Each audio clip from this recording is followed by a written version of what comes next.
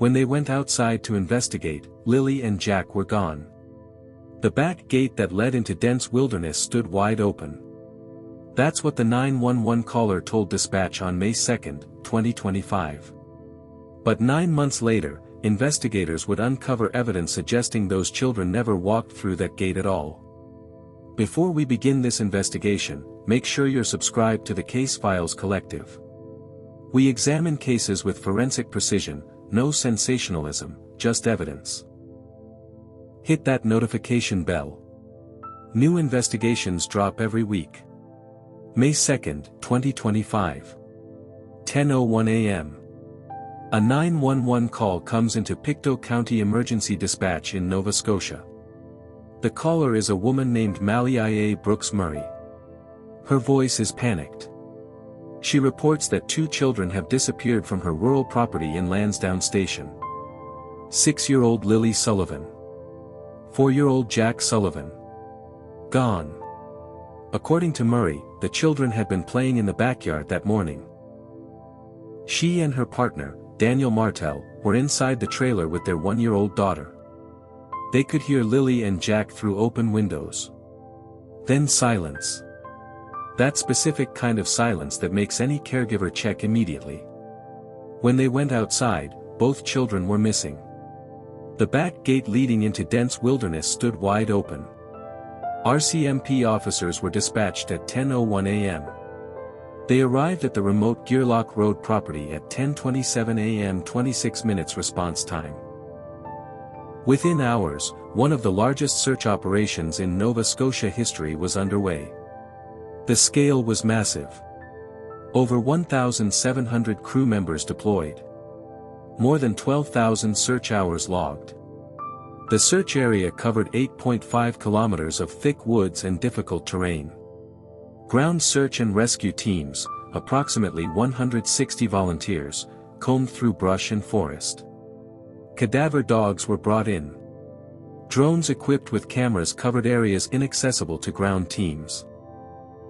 Helicopters with thermal imaging flew grid patterns overhead, searching for heat signatures that might indicate small children hiding or injured in the wilderness. The community response was immediate. Vigils were organized. Hundreds of people gathered. Ribbons were tied to trees throughout Lansdowne. Social media exploded with shares. The case attracted international media attention. Everyone believed they were searching for 2 young children who had simply wandered off and gotten lost. But the extensive search turned up very little evidence. At approximately 4 p.m. on May 2, 6 hours after the 911 call, relatives of Brooks Murray emerged from the woods. They reported finding a pink blanket hanging in a tree on Lansdowne Station Road. The blanket was seized by RCMP and photographed. According to court documents, it was found exactly 1 kilometer from the family home. Brooks Murray identified the blanket through a photograph. She stated it was Lily's LOL doll blanket. She claimed Lily no longer wanted it. She told investigators that Daniel Martell had been using the blanket to stop a draft around the door, but she'd removed it about a week before the disappearance and thrown it in the garbage. But here's the first anomaly. A second piece of the same blanket was later discovered in a garbage bag at the end of the family's driveway. The blanket had been torn into pieces. One section hanging in a tree 1 kilometer from the home. Another section in garbage at the property. Police confirmed both pieces were part of the same blanket and sent them for forensic testing. After the blanket was found, a police dog was brought to the area. The dog walked approximately 1 kilometer attempting to pick up a scent. The dog did not detect any scent of Lily or Jack in the area where the blanket was located. This is significant. If Lily had walked through those woods carrying or dragging her blanket, cadaver dogs should have been able to track her scent. They couldn't. Boot prints in 2 different sizes were found on a pipeline trail during the first few days of the search. Court documents state that Lily's boot print was confirmed to be a size 11. It was consistent with the boot print located on the pipeline trail in the search area. But finding a boot print doesn't prove she walked into the woods and got lost. It proves only that she was in that area at some point. The question investigators needed to answer: when were those boot prints made, and under what circumstances? Other items were seized. Indent impression castings, used to gather casts of boot prints or tire tracks. Biological material that could be human or animal. A sock. A piece of purple fabric. The children's toothbrushes from their home for DNA comparison. By May 17 through 19, Ground Search and Rescue conducted a secondary search in and around the residence. According to court documents, nothing related to Jack or Lily was found during this secondary search. Despite the massive effort, despite thousands of hours and hundreds of searchers, no confirmed sightings emerged. No bodies were recovered. No additional evidence definitively explained where these children had gone or what had happened to them. 9 months later, Lily and Jack Sullivan have not been found. No bodies. No confirmed sightings. Just a child-sized boot print on a pipeline trail and a pink blanket found hanging in a tree 1 kilometer from their home. What would you do if you were the lead detective on this case? A torn blanket in 2 locations. No scent trail. A massive search that found almost nothing. Does that sound like 2 children who wandered off? This is not a case about kids who got lost in the woods. The evidence tells a very different story. This is a case about inconsistencies in timelines, troubling evidence found inside the family home, domestic violence allegations, a relationship under severe strain, and 2 innocent children who disappeared under circumstances investigators still refuse to officially classify as criminal. This is the investigation into what really happened to Lily and Jack Sullivan. Before we examine the evidence, you need to understand who these children were. Not statistics. Not case numbers. Real kids with personalities and futures. Lily Sullivan was 6 years old when she disappeared. Born in March 2019. She loved everything pink. Her favorite blanket was pink with red cherries on it, the same blanket that would later be found torn into pieces, one section hanging in a tree, another in garbage at the end of the driveway. Lily carried a cream-colored corduroy backpack decorated with strawberries. She loved art. She spent hours drawing elaborate pictures with careful attention to detail. Family members described her as an old soul, wise beyond her years with remarkable emotional intelligence. She noticed things other children her age would miss. She was protective of her younger brother. She held his hand when they walked anywhere. She made sure he had enough to eat before she ate her own food. That protective nature makes the story of these children wandering off separately implausible to those who knew them. Lily would never have let Jack go into dangerous woods without her. She was responsible. She was careful. Jack Sullivan was 4 years old when he disappeared. Born on October 29, 2020. He was energetic, curious, fascinated by how things worked. He loved bugs. He loved dinosaurs. He wore blue rubber boots with dinosaurs printed on them. Jack asked endless questions about everything he encountered. Why do trucks have so many wheels? How do birds fly? Where does rain come from? He loved being outside, exploring, discovering. Family members remember him covered in dirt from head to toe, grinning with pure joy at whatever adventure he'd been on. Jack and Lily were inseparable. Where one went, the other followed. They weren't just siblings. They were best friends. These children deserved to grow up. Lily deserved to develop her artistic talents, to continue creating beautiful drawings, to become the artist she might have been. Jack deserved decades of adventures, of asking questions, of learning about the world that fascinated him so deeply. Instead, on May 2, 2025, they vanished. The official story says they wandered into the woods. But Lily was too protective. She would never let Jack go into danger alone. So what really happened? The investigation into their disappearance has uncovered evidence that suggests their fate was not an accident of children wandering into wilderness, but something far more calculated that happened inside the home where they should have been safe. Lily and Jack's mother is Malia Brooks Murray. Their biological father is Cody Sullivan. By the time the children disappeared, Cody Sullivan had not seen them in approximately 3 years. He had been paying child support regularly until August 2024 when he lost his job.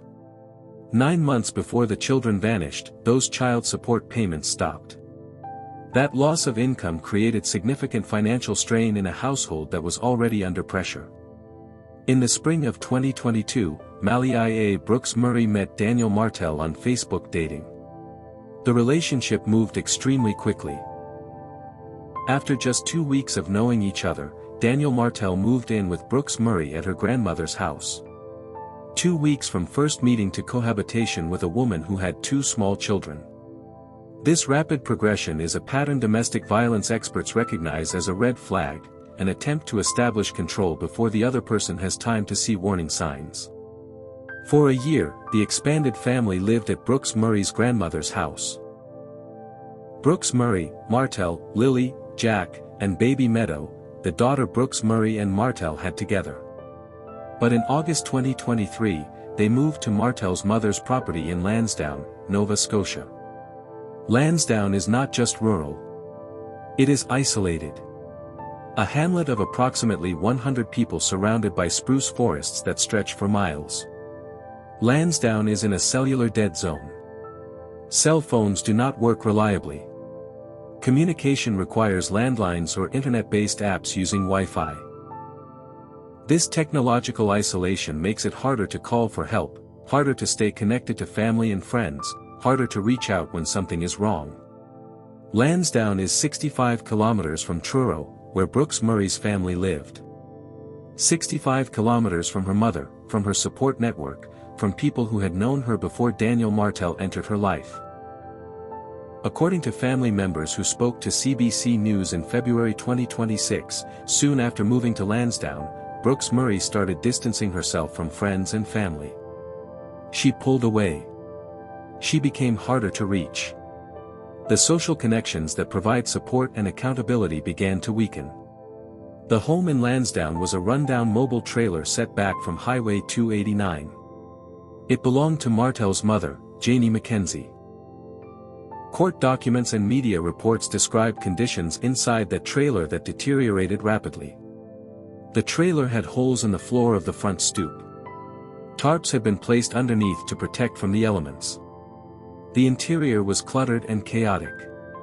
According to reports, the conditions became so overwhelming that Janie Mackenzie moved out of her own home. She relocated to a camper in the driveway, preferring cramped quarters to living inside with the family. Daniel Martell worked at the local hardwood mill. But in the weeks before the children disappeared, work had slowed down. His hours were reduced. Money was tighter. Brooks Murray was home with the children, not employed outside the house. The household depended on Martell's income and whatever financial assistance might be available, but child support had stopped. Martell's hours had been cut. Court documents reveal the couple fought about money frequently. And then there were the allegations of domestic violence. In court documents unsealed in January 2026, details emerged from police interviews with Brooks Murray conducted 1 week after her children disappeared. When asked if Martell had ever been physically abusive, Brooks Murray told investigators that he would try to block her when she tried to leave, hold her down when she tried to move, and once he pushed her. She also alleged that during arguments, Martell would take her phone from her physically when she tried to call her mother for help. Martell denied these allegations. In his own interview with police on May 6, he stated that he and Brooks Murray would yell at each other when fighting, but there was no physical violence in their relationship. He described their relationship as good with ups and downs like any couple. On May 2 and May 4, Martell told police the couple had recently been fighting about money. On May 12, both Martell and Brooks Murray were given polygraph tests at the Bible Hill detachment. Martell's polygraph indicated he was truthful. Brooks Murray's test found she was truthful when answering specific questions, though the list of questions is redacted in court documents. This is the environment Lily and Jack Sullivan were living in during the months before they disappeared. Financial stress. Domestic conflict. Geographic and social isolation. A chaotic home. And on May 2, 2025, in this environment, these two children vanished. The last confirmed independent sighting of Lily and Jack Sullivan alive came from security footage at a Dollarama store in New Glasgow, Nova Scotia. The timestamp showed 2:25 p.m. on May 1, 2025, the day before the children were reported missing. The surveillance footage captured all 5 family members shopping together. Malia Brooks Murray pushing a shopping cart with baby Meadow secured in the seat. Daniel Martell walking alongside. Lily and Jack moving through the store, looking at items on shelves, behaving like completely normal children on a routine shopping trip with their family. Nothing about their demeanor or behavior suggested anything was wrong. They looked healthy. They looked like ordinary kids. This security footage represents the absolute last time anyone outside the immediate family could verify with certainty that Lily and Jack Sullivan were alive. According to court documents, the family made purchases at Dollarama using Daniel's bank card. They then went to a pharmacy. Martell also mentioned stopping at a Acropolis pub and grill to pick up poutine. The family returned to their property in Lansdowne Station, arriving back around 3 or 4 p.m. based on the distance traveled. From that point forward, only Daniel Martell and Malia Brooks Murray claimed to have seen the children alive. There were no neighbors who saw the kids playing outside that evening. No delivery drivers or mail carriers who noticed them. No other witnesses of any kind who could independently verify the children were alive and well during those critical hours. This created a significant and troubling gap of approximately 18 to 19 hours where investigators had to rely entirely on the word of 2 people whose accounts would later show critical inconsistencies. According to statements provided to police, the evening of May 1 was supposedly normal and unremarkable. Brooks Murray told investigators she fed Jack and Lily supper. After eating, the kids watched television and possibly went outside to play. She brushed their teeth and got them ready for bed. Here is where the first major inconsistency appears. In her detailed statement to police, Brooks Murray said she got the children ready for bed at 9 p.m., 2 hours later than usual. She explained she'd been too tired to unpack clean laundry she'd done at her grandmother's house the previous night. So the children wore the same clothes to bed they'd worn during the day. Lily in a pink sweater, pink pajamas with white shapes, a Barbie top, and pink socks. Jack in black sweatpants, a t-shirt, and a diaper as he was not fully potty trained. But according to court documents, the children were tucked into bed around 10 p.m. Jack with his blanket and dinosaur toy. Lily with her cream corduroy backpack with strawberries on it. Brooks Murray shut the children's bedroom door and went to bed with Meadow. Daniel stayed up, she told police. She was not woken up throughout the night and did not know when Daniel came to bed. The timeline inconsistency is significant. 9 p.m. or 10 p.m. That's an hour of unaccounted time in the last night these children were verifiably alive. The next morning, May 2nd, at 6:15 a.m., an alarm went off. Brooks Murray marked the children absent from school due to illness. This was the second consecutive day the children had been kept home. They had also been marked absent on May 1st with the reason given as Lily having a cough. But here's another inconsistency. Teachers would later tell investigators that Lily's cough had been quite minor. Nothing that would typically require a child to miss multiple consecutive days of school. So why were Martell and Brooks Murray so insistent on keeping both children home from school on April 30th, May 1st, and the morning of May 2nd?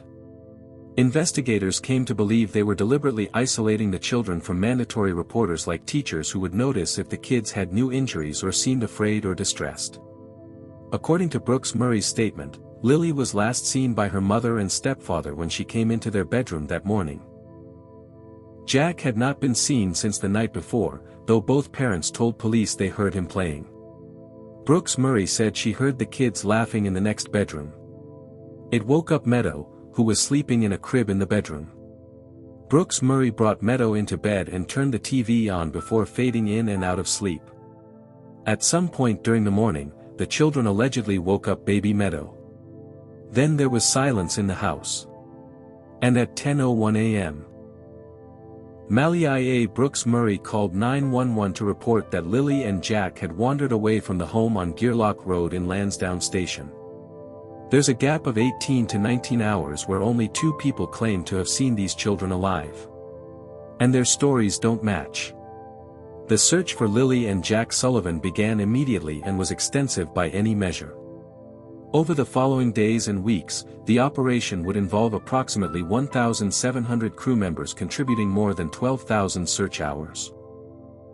The search covered 8.5 kilometers of mostly dense woods and difficult terrain.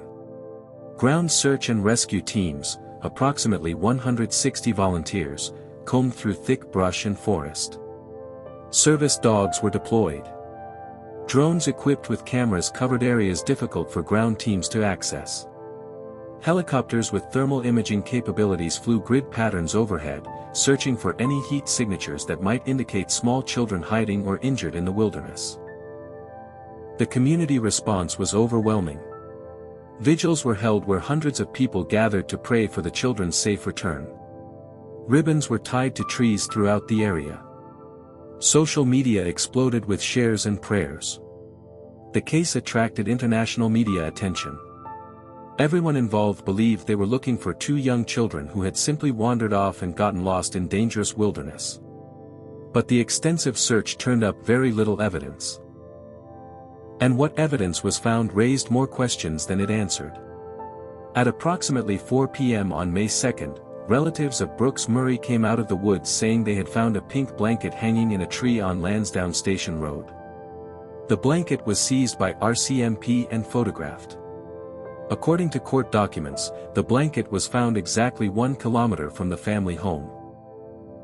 Brooks Murray identified the blanket through a photograph as Lily's LOL doll blanket, which she said Lily had sometimes dragged around with her, but had decided she no longer wanted. According to Brooks Murray's statement to police, Martell had been using the blanket to stop a draft around the door. Brooks Murray said she took the blanket from the door because the weather was getting nicer about a week before the disappearance, and she threw it in the garbage. But here's where things get strange. A second piece of the same blanket was later found in a garbage bag at the end of the family's driveway. The blanket had been torn into pieces. One piece hung in a tree 1 kilometer from the home. Another piece sat in garbage at the property. Police confirmed both pieces were part of the same blanket and sent them for forensic testing. After the blanket was found, a police dog was brought to the area and walked for approximately 1 kilometer trying to pick up a scent. The dog did not detect any scent of Lily or Jack in the area where the blanket was found. This is significant.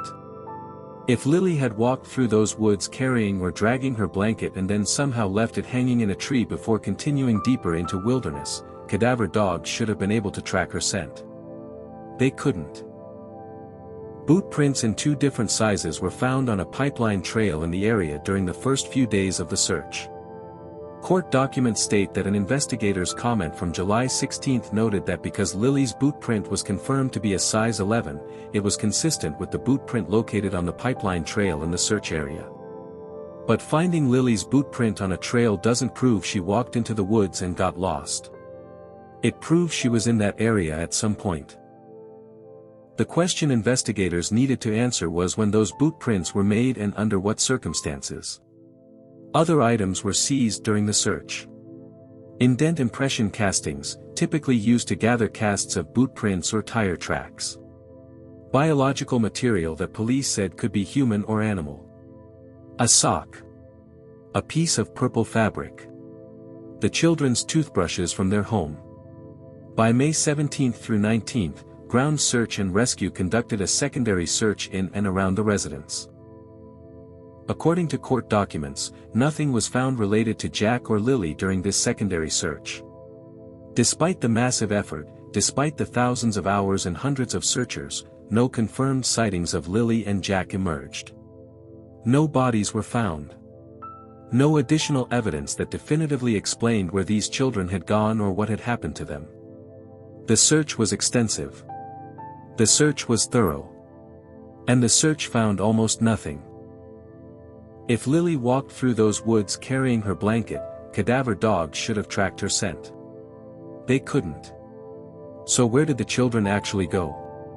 As the search continued without finding the children, investigators began noticing problems with the timeline and statements provided by Daniel Martell and Mallory Brooks Murray. The first major issue involved reports of vehicle activity near the Sullivan home during the early morning hours of May 2. Just hours before the children were reported missing. According to court documents and media reports, 2 neighbors reported hearing vehicles in the sparsely populated area in the middle of the night. Brad Wong, a neighbor, reported hearing a vehicle 3 to 4 times during the early morning hours. Another neighbor, Justin Smith, told investigators he heard a vehicle around 1:30 a.m. He said he heard a car turn around by the railroad tracks near the spot where police later found Lily's pink blanket and the child-sized boot prints. When questioned about vehicle movements that night, both Martell and Brooks Murray initially denied anyone leaving the property. But RCMP conducted a thorough review of surveillance footage from home security cameras in the Gearlock Road area during the early hours of May 2. According to RCMP Communications Advisor Alison Gerard, the footage found no evidence of any vehicle activity at that time that matched the neighbors' descriptions. However, investigators noted that witnesses reported hearing a vehicle but did not visually confirm one. And importantly, the surveillance camera coverage doesn't extend to all areas of the rural community. The absence of vehicle activity on available cameras doesn't definitively prove no vehicle was moving in the area. It proves only that available cameras didn't capture it. Another inconsistency emerged regarding what time the children actually went to bed on May 1. Brooks Murray's statements placed bedtime at 9 p.m. initially, then documents referenced 10 p.m. That hour of discrepancy matters when you're trying to establish a precise timeline for the last time children were seen alive. Then there was the question of keeping the children home from school. 2 consecutive days absent for a minor cough that teachers described as not serious enough to warrant missing school. Investigators questioned whether this was deliberate isolation, keeping the children away from mandatory reporters who might notice something was wrong. The blanket evidence continued to trouble investigators. Brooks Murray claimed she threw Lily's blanket in the garbage about a week before the disappearance because the weather was getting nicer and they no longer needed it to stop a draft. But if the blanket had been in garbage for a week, how did one piece end up hanging in a tree 1 kilometer from the home? And why was it torn into multiple pieces? Court documents also revealed that on May 3 at 2:50 a.m. investigators met with Cody Sullivan, the children's biological father, after receiving statements questioning whether the children might have accompanied him to New Brunswick. Police said there was no proof, but they wanted to check every possibility. Cody Sullivan told officers he had not seen the children in approximately 3 years and confirmed they weren't at his home. He had an alibi for May 2, having been at his residence in Nova Scotia. On June 12, 2025, Sullivan underwent a polygraph examination at an RCMP detachment. His answers were found to be truthful. In fact, multiple polygraph examinations were conducted during the investigation. On May 12, both Martell and Brooks Murray were given polygraph tests at the Bible Hill detachment. Martell's polygraph indicated he was truthful. Brooks Murray's test found she was truthful when answering specific questions, though the list of questions is redacted in court documents. On June 10, Janie Mackenzie, the step-grandmother, underwent a polygraph examination, but court documents note that her physiology was not suitable for analysis, and an opinion on the examination was not rendered. On July 2, Cindy Murray, the children's maternal grandmother, and her boyfriend W.D.E. Paris also underwent polygraph examinations. Both were found to be truthful. The polygraph results are noted in court documents, but it's important to understand that polygraph tests are not infallible. They measure physiological responses to questions, not truth itself. A person can pass a polygraph while lying if they don't exhibit the typical stress responses the machine measures. The fact that Martell and Brooks Murray passed polygraphs doesn't definitively clear them. It means only that when tested on May 12, their physiological responses didn't indicate deception on the specific questions asked. But court documents show those questions are redacted. We don't know what they were asked or what they were not asked. Court documents show police sought 12 search warrants between May 16, 2025 and July 16, 2025, requesting access to bank records, phone data, GPS information, and highway surveillance footage. One court order sought video records from the Cobequid Pass, a tolled section of highway in Nova Scotia. Specifically, RCMP were looking for closed-circuit footage of all cameras showing drivers leaving Nova Scotia between May 1 at 2:25 p.m. and May 3 at 3 a.m. This request is revealing. Investigators wanted to know if anyone connected to the case had left Nova Scotia during the critical window when the children disappeared. They were checking whether someone might have transported the children out of the province. The court documents don't reveal what this footage did or did not confirm. But the fact that investigators requested it shows they were pursuing every possible avenue, including the possibility that the children had been taken somewhere far from Lansdowne. Investigators requested toll footage to see if someone transported the children out of Nova Scotia. What that footage revealed is still sealed. As weeks passed without finding the children, RCMP brought in increasingly specialized resources to aid the investigation. In September 2025, for the first time, Mounties announced they would bring in specialized cadaver dogs from the RCMP Police Dog Services Human Remains Detection Team. These are dogs specifically trained to detect the scent of human decomposition, not just live human scent. The deployment of cadaver dogs 4 months after the children disappeared was significant. It suggested investigators were shifting their focus from a search for lost children who might still be alive to a search for human remains. It suggested the investigation was moving from a missing persons case towards something more sinister. In October 2025, a volunteer organization called Please Bring Me Home got involved in the search. The group, led by coordinator Bill Oldreeve, planned to search waterways in the area using specialized equipment, including an aqua eye, a handheld sonar device that helps locate people underwater. The group decided to get involved after Jack and Lily's paternal grandmother, Belinda Gray, reached out along with family members from the children's mother's side. Haley Ferdinand, the children's aunt, and Cheryl Robinson, a family friend and relative, worked with Please Bring Me Home to organize the waterway search. On November 16, 2025, volunteers waded through water, searching for any clues. Ferdinand said she feels strongly that Jack and Lily didn't just wander off because of the Mounties' extensive search. She described the waterway search as a last-ditch effort before snowfall made searching even more difficult. Robinson echoed those sentiments, adding that she doesn't believe Jack and Lily were abducted by a stranger either, something their mother had raised as a possibility when the children first disappeared. The results of these specialized searches have not been publicly disclosed in detail. No announcements of significant discoveries have been made. The searches turned up no bodies, no definitive evidence of what happened to these children. In total, according to RCMP statements, authorities have conducted 75 interviews, reviewed 1,066 tips from the public, and examined more than 8,000 video files, including footage recorded by motion-activated trail cameras and dash cam footage from vehicles in the area. RCMP units from multiple provinces have been assigned to investigate the case. 9 months after Lily and Jack Sullivan disappeared, the official status of the investigation remains frustratingly unclear. RCMP Staff Sergeant Rob McSinon, speaking to media in August 2025, stated that investigators were continuing to gather information and evidence. When asked if any of the children's family members were considered suspects in the case, McSinon said there were no suspects he could identify at that time. "I wouldn't say anybody's a suspect," McSinon stated.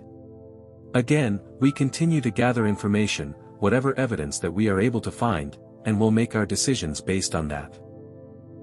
When asked if the disappearance was being treated as a criminal investigation, McSinon was evasive.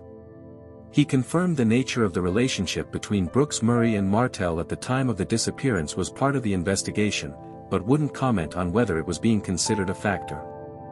"I'm not going to comment on anything being a factor," McSinon said. "But I will say that any situation like that would be considered and followed up on by our people." This careful language is notable. McSinon said investigators would make decisions on any criminality that may be relevant to the case once they'd gathered all necessary information.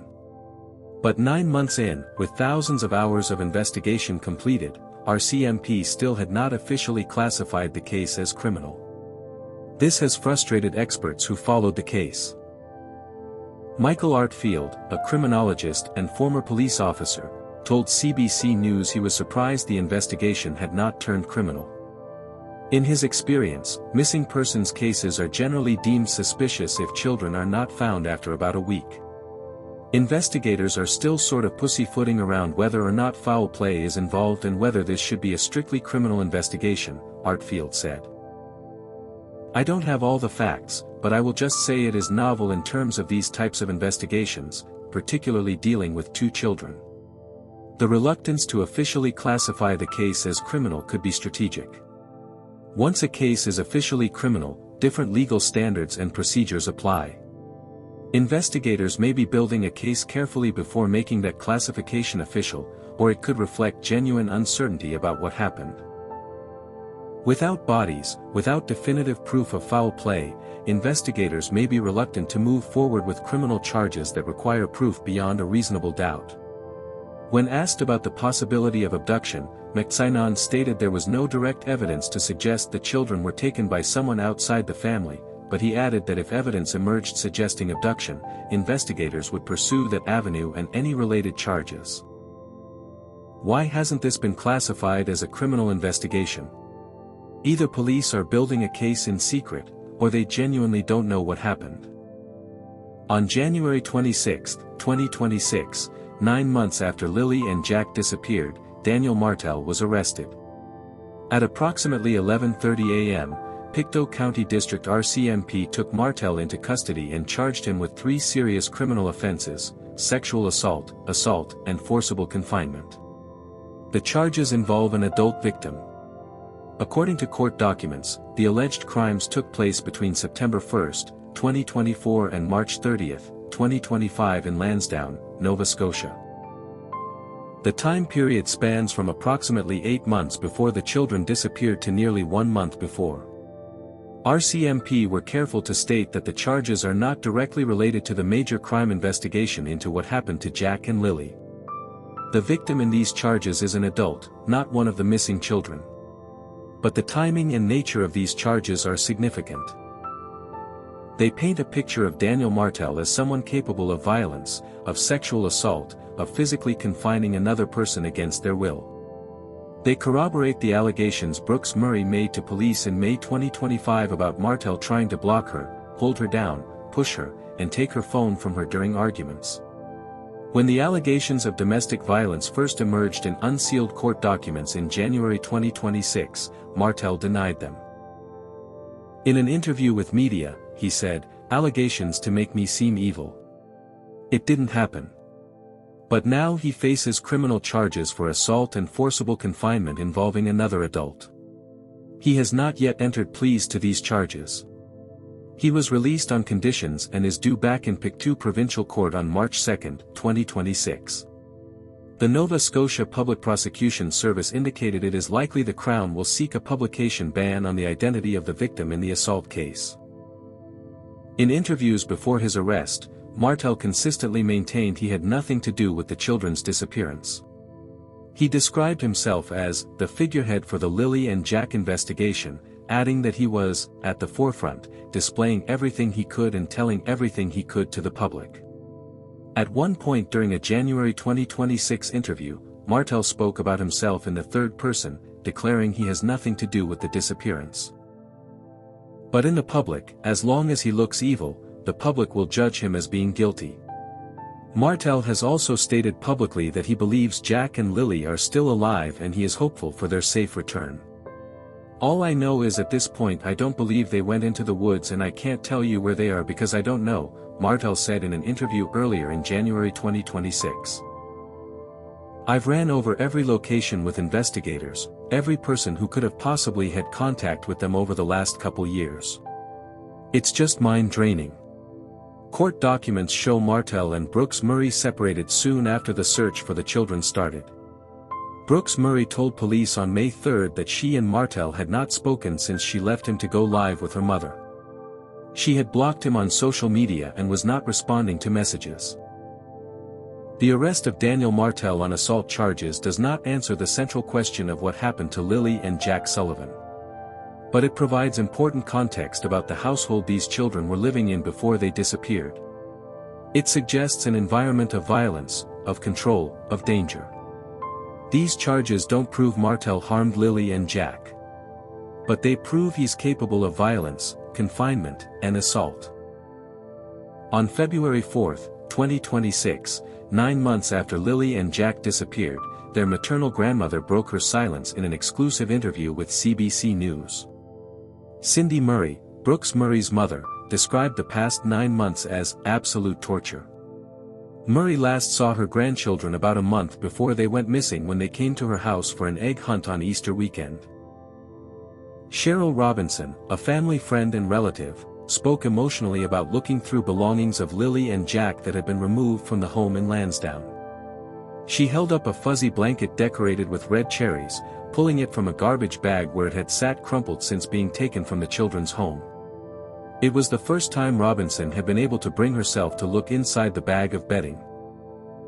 She had stashed it in her shed with the hope that Lily and Jack would someday be able to cuddle up with their blankets again. It was one of her favorite blankets, Robinson said softly, referring to Lily. But every blanket she had was her favorite, as long as it was pink. Robinson and another family member, Angeline Maloney Arzino, described Lily and Jack as happy children who loved each other and their mother. They spoke about Lily's love of pink, her creative spirit, her protective nature toward her brother. They described Jack's energy, his curiosity, his love of being outside. Cindy Murray said the RCMP have not been forthcoming with details about the case, and as time goes on, it becomes harder to be patient. "I hope that they're checking every avenue and doing as much as they possibly can," Murray said. "In my heart, I want to believe that that's what they're doing." The family's frustration is understandable. 9 months without answers. 9 months of speculation, of public scrutiny, of watching the investigation proceed without visible results. 9 months of not knowing whether Lily and Jack are alive or dead, whether they're somewhere waiting to be found, or whether they're gone forever. Belinda Gray, the paternal grandmother, has been equally vocal about the case. In interviews, Gray has expressed her belief that the children are not in the woods. Multiple loved ones, including Gray and Janie McKenzie, Martell's mother, have all told media they do not believe the children wandered off and got lost in wilderness. This belief is based partly on the extensive search that turned up almost no evidence, and partly on knowledge of Lily's personality. As a protective older sister who was responsible and careful, Lily would not have let Jack wander into dangerous woods. She would not have gone into wilderness herself without telling adults where she was going. The family's statements paint a picture of 2 children who were loved by their extended family, who had people who cared about them and wanted to protect them. But those people were kept at a distance during the months before the disappearance. Visits became less frequent. Communication became more difficult. The geographic and social isolation made it harder for family members to monitor the children's welfare. Now those family members are left with grief, with guilt, with endless questions about whether they could have done more to save Lily and Jack. Brooks Murray's inner circle, including her mother Cindy Murray and family friend Cheryl Robinson, have stated they believe the children may have been abducted.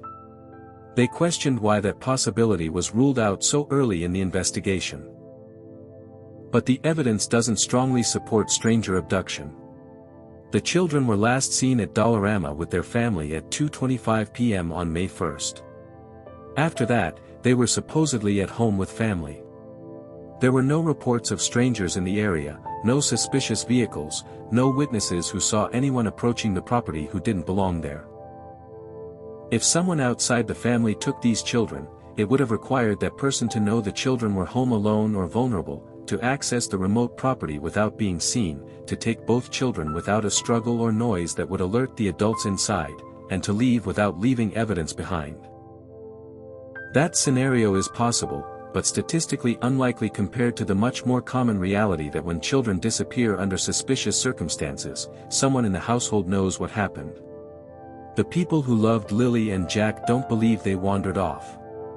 So what happened during those 18 hours when only 2 people claim to have seen them? 9 months into this investigation, fundamental questions remain unanswered. Where are Lily and Jack Sullivan? Are they alive or dead? If they're dead, where are their bodies? What happened during those critical hours between 2:25 p.m. on May 1st when they were last seen on Dollarama surveillance footage and 10:01 a.m. on May 2nd when they were reported missing? Why was Lily's pink blanket torn into pieces with one section found hanging in a tree 1 kilometer from home and another section in garbage at the property? If she truly no longer wanted the blanket and it had been thrown away a week earlier, how did one piece end up in the woods? Why were the children kept home from school for 2 consecutive days for a minor cough? Were they being deliberately isolated from teachers who might notice injuries or signs of distress? Why couldn't cadaver dogs pick up any scent of the children in the area where the blanket was found if they had walked through those woods? What explains the reports of vehicle activity in the early morning hours of May 2nd near the area where the blanket and boot prints were found? If no vehicle was in that area, as surveillance footage suggests, what did neighbors hear? Why has the investigation not been officially classified as criminal 9 months in when experts say missing children cases are typically deemed suspicious after a week? What evidence do investigators have that they haven't disclosed publicly?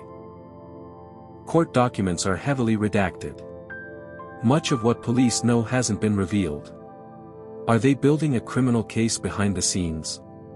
And perhaps most importantly, what happened inside that trailer in Lansdowne between May 1st and May 2nd that caused 2 children to vanish without a trace? The Nova Scotia government has offered a reward of up to $150,000 for information about the missing children. The reward amount is dependent on the investigative value of the information provided. But 9 months later, no information has come forward that has led to finding Lily and Jack.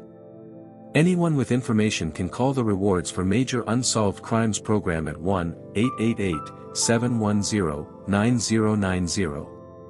If you prefer to remain anonymous, you can call Crime Stoppers of Nova Scotia at 1-800-222-TIPS. The RCMP continues to urge anyone with information, no matter how small or insignificant it might seem, to come forward. Sometimes a detail that seems irrelevant to a witness can be the piece that makes other evidence fall into place for investigators. But as each month passes without resolution, the likelihood of finding these children alive diminishes. The hope that they simply wandered off and are lost somewhere waiting to be found becomes harder to maintain in the face of the evidence. When you examine all the evidence that's been made public in this case, a disturbing picture emerges. The evidence doesn't definitively prove what happened to Lily and Jack, but it strongly suggests they didn't simply wander into woods and get lost. The lack of scent trail. The torn blanket in 2 locations. The isolation from school. The domestic violence allegations. The inconsistent timeline. The extensive search that found nothing. All point towards something more sinister than a tragic accident. Multiple family members who knew Lily well have stated they don't believe she would have wandered into wilderness. She was too responsible, too protective of Jack, too aware of safety. If both children had somehow decided to explore the woods together, they would have been found. 2 small children don't vanish completely into 8.5 kilometers that have been searched by hundreds of people with dogs and helicopters and specialized equipment.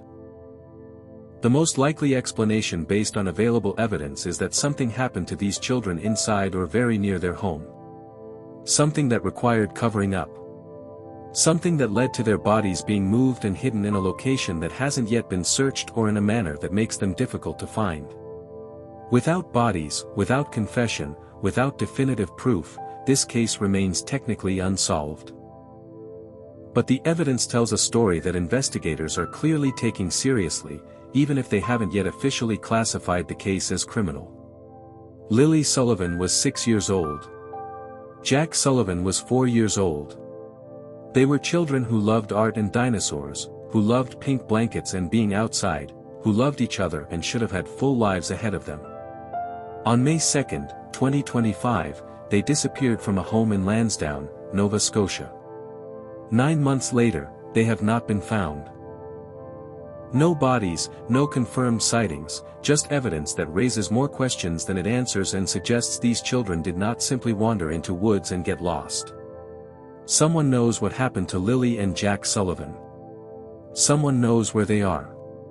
Someone knows what occurred during those critical hours between May 1 at 2:25 p.m. and May 2 at 10:01 a.m. when 2 children were last seen alive and then reported missing. If this investigation has moved you, if you want justice for Lily and Jack, make sure you're subscribed to the Case Files Collective.